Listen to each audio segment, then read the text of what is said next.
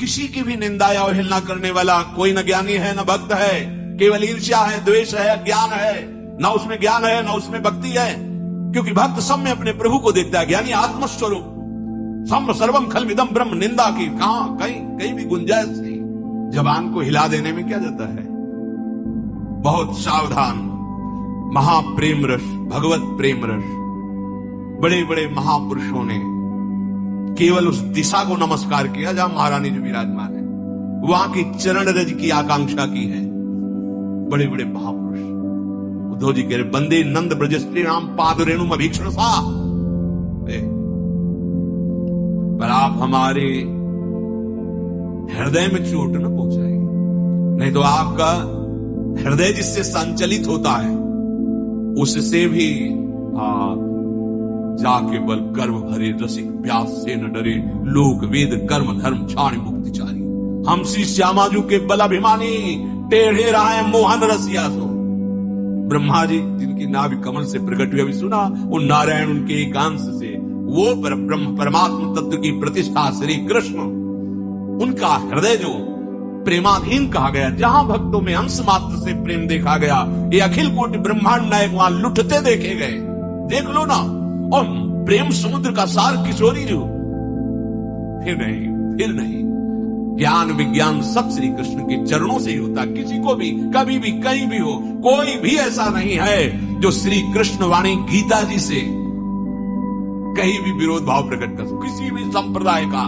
ये विश्व की प्रमाणित महामहिम वाणी जगत गुरु श्री कृष्ण की गीता जी, कोई भी, चाहे अंग्रेजी में हो, हिंदी में हो, उर्दू में, किसी भाषा में, सब भाषाओं में गीता जी सर्वोपरि विराजमान। चाहे जो ग्रंथ हो, सब में गीता जी का सिद्धांत मिलेगा। आप देख लीजिए, चाहे जिस आचार्य परंपरा का हो, सब कुछ गीता, क्योंकि सर्वलोक महेश्वर जिनके एक अंश से अनंत ब्रह्मांडों का सृजन होता है, वो प्रभु की वाणी है। सर्वधर्मान परित्यज्य माम एकम शरणम। जब उनकी शरण में कोई जीव होता है, लाल रंगीलो गाइए तब प्रीति रंगीली पाइए। ये आगे की बात है, वेदान्य संन्यास्ति। अभी तो तुम सिद्धांत कोई नहीं समझे। जब सच्चा ज्ञान प्रकट होता है तब कोई और बचता ही नहीं है। अन्य किसी भाव वाले, अन्य किसी उपदेश वालों की वृत्ति अगर स्वीकार करेंगे तो ये जो कृपा से मार्ग मिला है, इसमें संशय हो जाएगा। क्योंकि हमारे यहां रसिकों ने स्पष्ट वर्णन किया है, आगम निगम अगोचर राधे। आगमों में निगमों में अगोचर है श्री जी। ये पद्म पुराण के श्लोकों द्वारा कि रा बोलने से ऐसा, पाताल खंड में, शास्त्रों में ये जहां लिखा है वहां पहुंच नहीं है। और बड़ा गुप्त रस है ये ब्रज 84 कोश। कौन ऐसा नहीं जानता? अगर कहीं भी किसी भी तरह की भक्ति करता होगा तो जानता है ब्रज है, 84 कोश भूमि है, और उसमें वृंदावन मुकुटमणि है। तो वृंदावन की अधीश्वरी कौन है? श्री लाडली जी। अब परिचय नहीं है तुम्हें उतना, जितना तुम जान गए उतनी जानकारी है क्या शास्त्रों की, अध्यात्म की, प्रभु की? अरे शेष भगवान, महेश जी, गणेश जी, सरस्वती जी, ब्रह्मा जी, सब ऐसे करते हैं जिनकी महिमा को उन प्रभु की प्रियाजू की महिमा कैसे? अगर सरस्वती जी समस्त वृक्षों की कलम बना ले, समस्त समुद्रों को स्याही बना ले और भूमि को कागज बना ले, वो अनंत काल तक लिखती रहे तो भी प्रभु की महिमा नहीं गाई जा सकती। फिर प्रभु अपने प्रेम अधीन है। एक बल है महाबल प्रेम, जिसके अधीन प्रभु है। वही महाबल प्रेम तो मूर्तिमान राधा रूप में है। अगर उपासना में चित्त को डुबोकर महासुख प्राप्त करना है तो अपने उपास्य देव की चर्चा के सिवा अन्य कोई चर्चा नहीं। सबका आदर। देखो, कहीं कभी किसी की निंदा करने का अवसर नहीं। सब में प्रभु हैं, सब प्रभु हैं, सब उपासनाएं प्रभु की है। निंदा का तो कोई सवाल ही नहीं उठता। कोई दूसरा हो तब बात बनती है। हाँ, अब उसमें जो जहां आसक्त है, क्रम है प्रभु की ऊंचाई पर। अब जो दास से सुख में मगन है, उसको दास से सुख से बड़ा कोई सुख नहीं। जो ब्रह्म सुख में है तो ब्रह्मानंद से बड़ा कोई आनंद नहीं। जो दास से सुख के बाद सख्य सुख में है, वो सख्य सखा भाव से बड़ा कोई आनंद, क्योंकि वो बड़ा मानेगा तो वहां टिक नहीं सकता। जो वात्सल्य सुख में, उससे बड़ा उसके लिए कोई सुख नहीं है। जो कांता भाव में, मेरे प्रीतम प्राणपति श्री कृष्ण, इससे बड़ा कौन सा भाव? जो सहचरी भाव में, क्रम बाई क्रम, कोई भाव छोटा नहीं। सब भाव उसी परमात्मा के आनंद के लिए। ये जो वृंदावन का रस है, ये वैसे भी बाहर से भी देखो तो सब भाव है।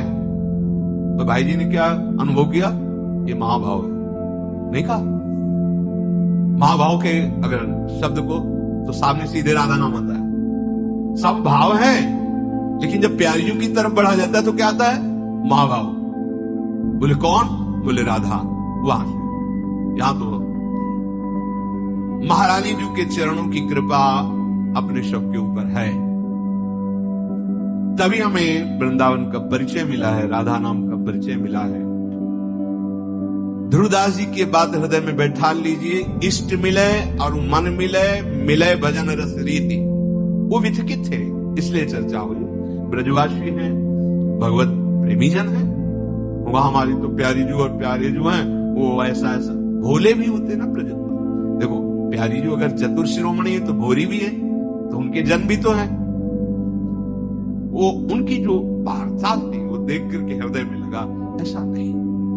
आप जो भी जपते हैं उसी से आपको परम गति मिलेगी, लेकिन जो कोई और जप रहे हैं तो वो निम्न नहीं है।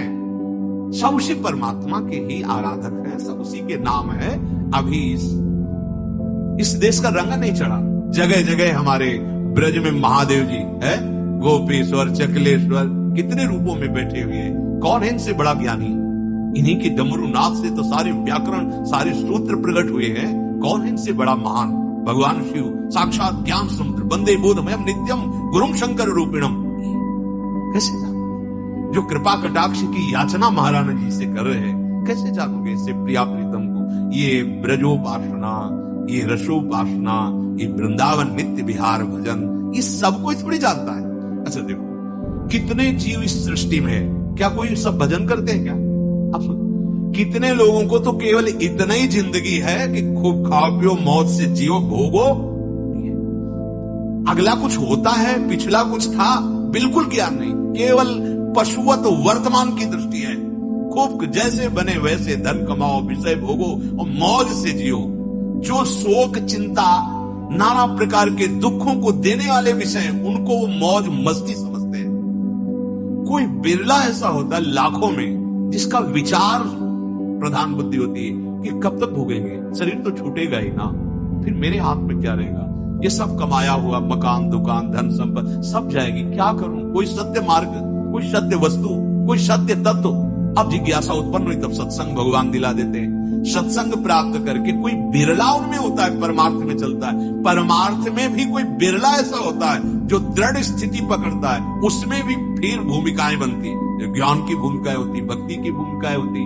सबका फल है प्रेम, चाहे वो आत्म प्रेम, चाहे कृष्ण प्रेम। तो कृष्ण प्रेम का मूर्तिमान स्वरूप किशोरी जो अपने लोग बहुत सावधान। आपको ऐसे लोग मिलेंगे, नाम जपने से क्या होगा, रूप पूजन से क्या होगा, हमारी ये समझ में नहीं आता कि इनको ज्ञान कौन सा प्राप्त हुआ है।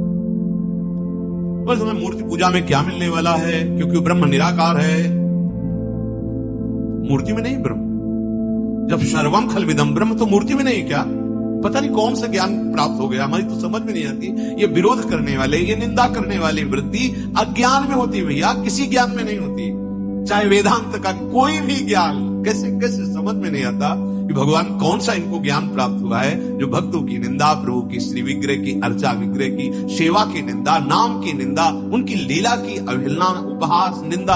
अरे सब नारकी गतियों को प्राप्त होने वाले अज्ञानी जीवों की बात है। ये ना भक्त है ना ज्ञानी है। आओ ज्ञानी में श्री सुखदेव जी लीला गान कर रहे भगवान, सदकाल जी परस्पर कभी भी खाली नहीं बैठते। कोई एक वक्ता बन गया, वो श्रोता बन गए, भगवान की महान चर्चा हो रही और हर समय हरि शरणम हरि शरणम हरि शरणम। कौन ऐसा है? कौन ऐसा? विश्वामित्र महामुनि ज्ञानी, गरुण महाज्ञानी, मुनराशि, हनुमान जी ज्ञानी नाम अग्रगण्यम। कौन ऐसा है जिसको ज्ञान हुआ और भगवान की आराधना, उपासना, उनका चिंतन, उनका मनन, अरे हम जिसे भगवान कहते, ज्ञानी जनात्म रूप से उसी का, किसका विरोध, किसकी निंदा, किसकी अवहेलना? मुझे लगता है कि बहुत सावधान होने की जरूरत है, क्योंकि बुद्धि अभी निष्ठा को प्राप्त नहीं है, और निष्ठा को प्राप्त ना होने के कारण फिसलने में देर नहीं लगती। कोई भी कहीं भी जहां जिसका प्रभाव देखा फिसल गए, फिर बात नहीं बनेगी। पाए रतन चीनो ने दीन्हो करते डार, ये माया से कृष्ण की मोह सब संसार। इसलिए अपने भाव को जो हमें लाडली जी ने दिया है, अपना मार्ग जो हमें लाडली जी ने दिया है, वो हमें किसी भी स्थिति में संशय युक्त नहीं करना।